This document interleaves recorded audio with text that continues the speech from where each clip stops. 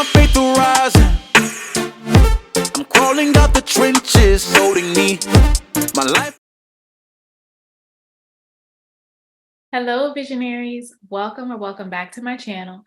My name is Maresa Talbert. I'm the founder and CEO of Talbert Law Office, your favorite go-to legal resource for all things business, nonprofit, and intellectual property law. So I mentioned in my last video that it is officially tax season.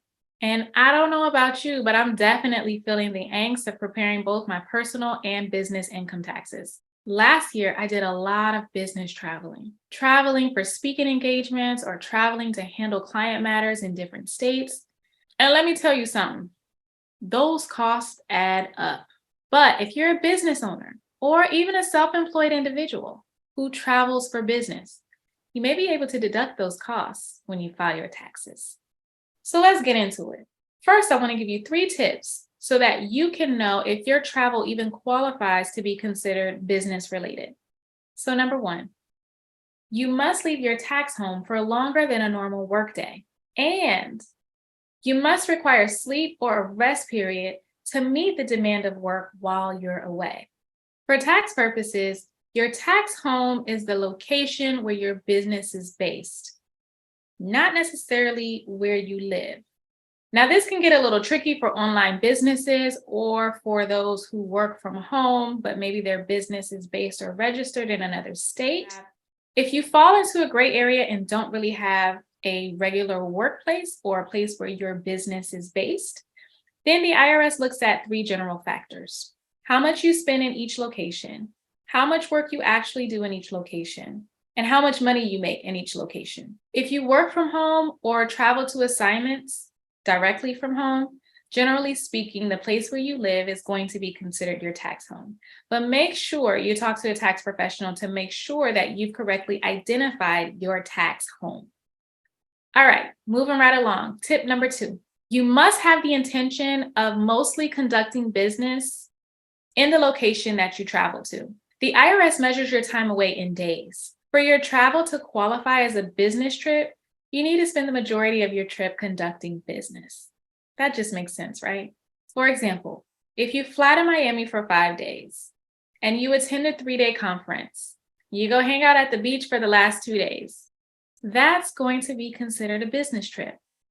On the other hand, if you spend 3 days at the conference and then you head to Orlando, Florida to go hang out at Disney World and Universal Studios for the next 4 days, you just took a vacation. Fortunately, the days that you travel to and from your location are included as work days. And tip number 3, travel expenses must be ordinary and necessary. They can't be lavish, they can't be extravagant, and they can't be for personal purposes. So I can't book a private jet to fly from California to New York for a speaking engagement. Sounds nice, but it ain't gonna work. Another example is if there are 2 virtually identical conferences, one in Honolulu, one in your hometown. You can't book an all-expense paid trip to Honolulu and say, I'm gonna write this off, because that was not necessary. Likewise, if you need to rent a car to get around in your location, you can't book a Range Rover when a Toyota Camry will do. You see what I'm saying?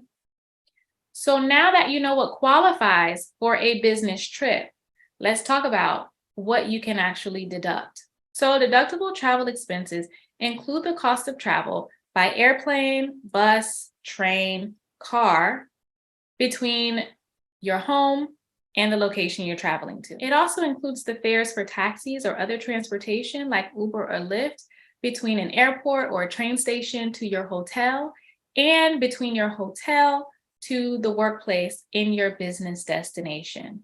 Now, if you're taking an Uber to a restaurant after you've completed your work for the day to meet up with some friends, that's not going to be a deductible expense.